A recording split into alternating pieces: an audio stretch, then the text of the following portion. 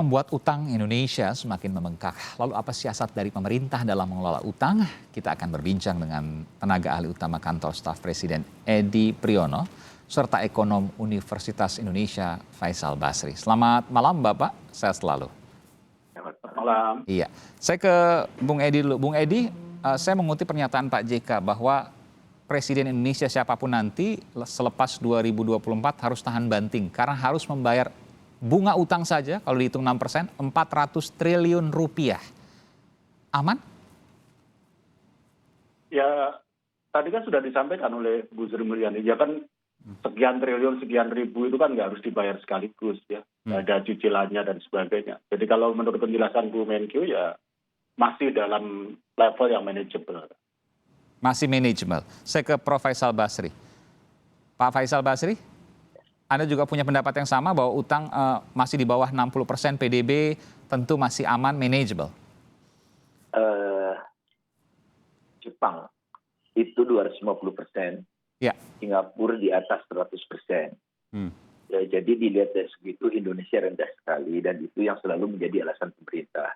Oke. Namun tengok bebannya, bayar bunganya Jepang itu cuma 9% dari belanja mereka. Singapura tidak sampai 1% dari belanja mereka untuk bayar bunga pinjaman. Indonesia 20%. Kenapa bisa lebih besar sendiri Indonesia? Ya itu, jadi kan bebannya besar. Bukan Oke. dari jumlahnya saja kan. Bebannya besar karena bunganya tinggi. Ya. Oke. Bunganya tinggi, kemudian yang mengkhawatirkan kita itu utang ini tidak mendongkrak pertumbuhan ekonomi. Kan untuk meningkatkan pertumbuhan ekonomi kan. Ya, ya. Ekonomi melambat terus. Sebelum ada COVID sekalipun ya, melambat terus. Bung Bima tuh betul mengatakan utang itu meningkat bukan hanya setelah pandemi. Sebelum pandemi pun sudah melonjak. Isu utang ini kan sudah lama sebelum pandemi sekalipun. Dan satu, tidak meningkatkan pertumbuhan ekonomi. Kemudian kedua, utang itu digunakan lebih banyak untuk bayar bunga. Untuk bayar bunga. Sebentar, saya harus buka dulu. Tadi Anda katakan di Singapura dia 100% rasionya dengan PDB, di Jepang bahkan lebih tinggi lagi 150%. 250%, luar biasa itu ya. Kita hanya 40% PDB. Ya. Pertanyaannya adalah mereka bayar bunganya lebih sedikit. Mereka dapat pinjam atau mereka meminjamkannya dengan bunga yang lebih kecil atau memang jumlah mereka karena lebih kecil dari pokok pinjamannya. Yang mana ini?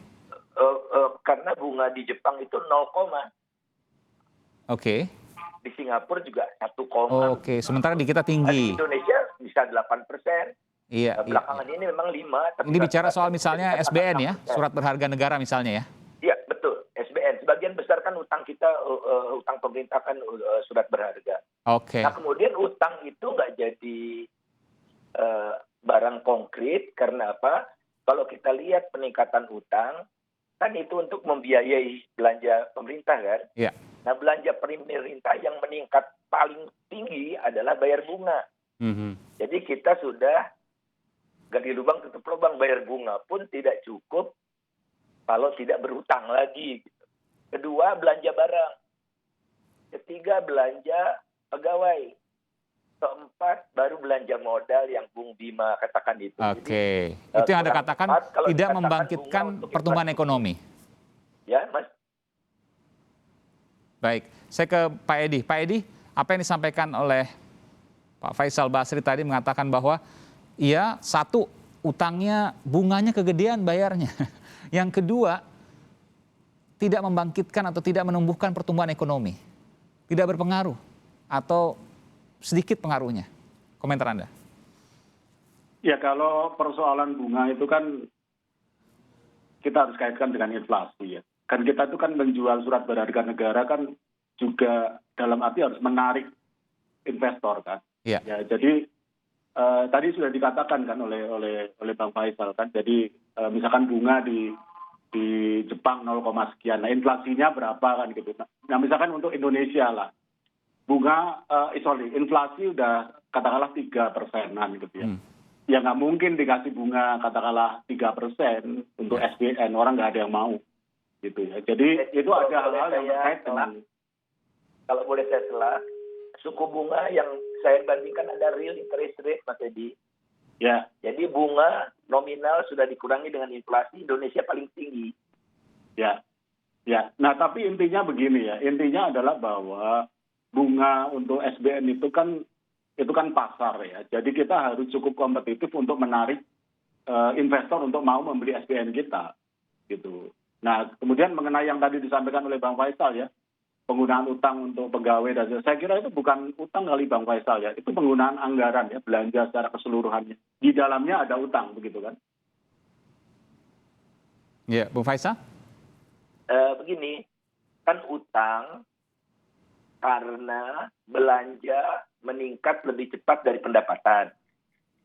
Nah belanja ini tuh saya lihat belanja apa sih yang meningkatnya paling cepat? Bayar bunga. Artinya utang itu sudah sangat membebani. Kedua belanja barang.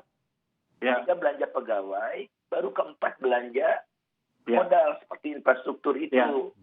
Jadi tapi itu kan makanya nggak jadi apa-apa. Ya sorry Bang Faisal. Tapi itu kan artinya belanja negara kan, bukan spesifik utang kan? Belanja pemerintah pusat. Ya, setuju.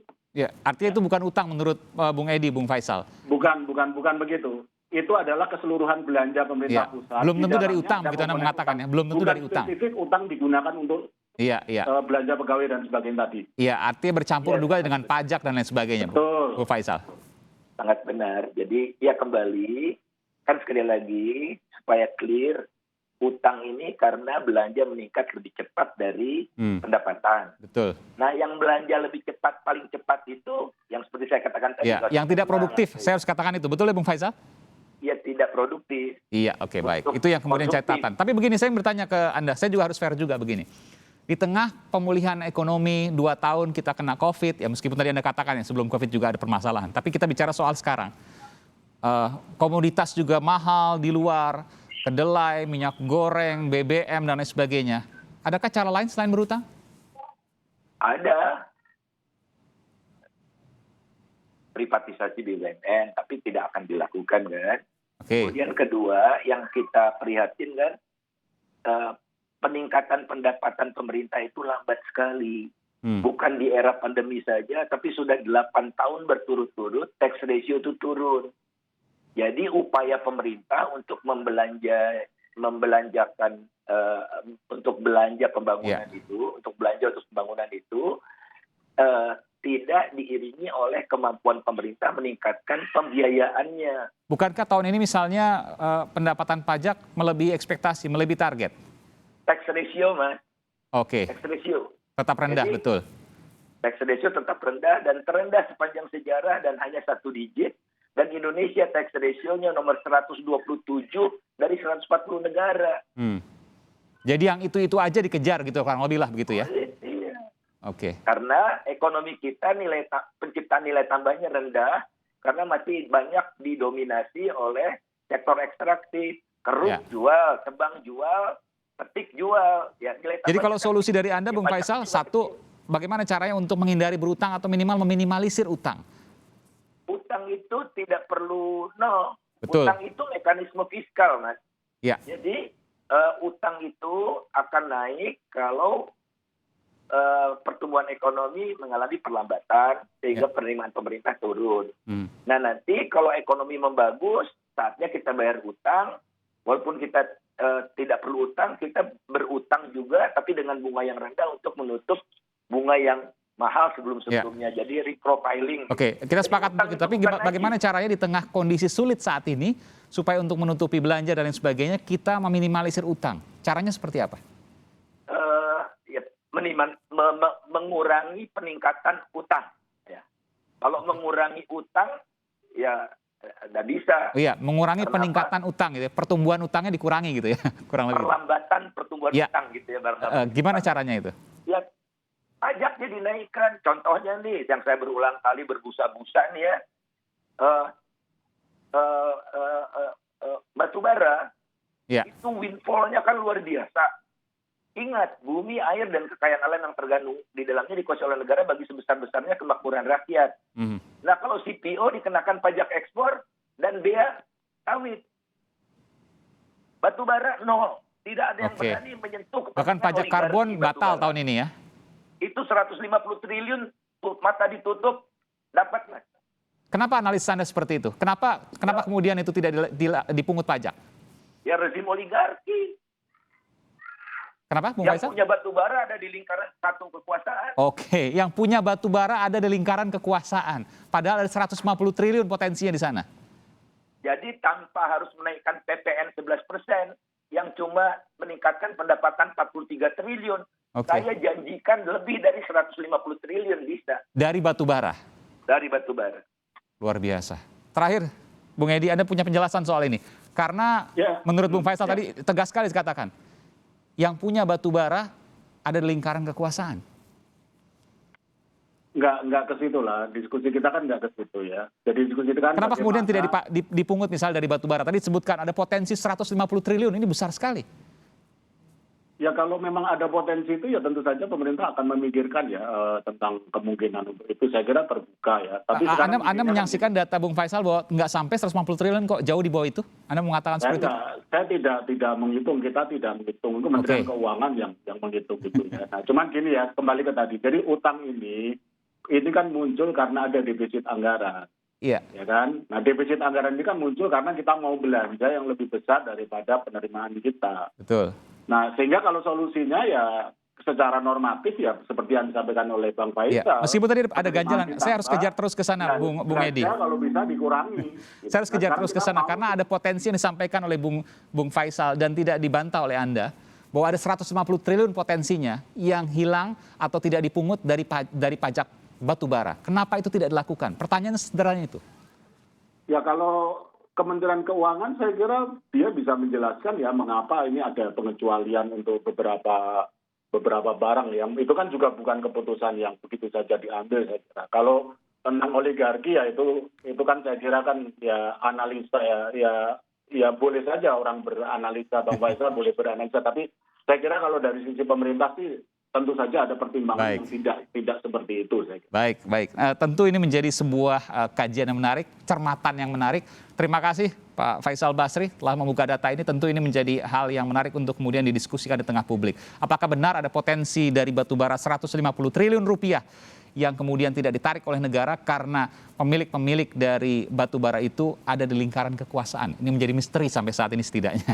Terima kasih Bu Edi dari Kantor Staf Presiden dan Faisal Basri, pengamat ekonomi dari Universitas Indonesia. Selamat malam, sehat selalu.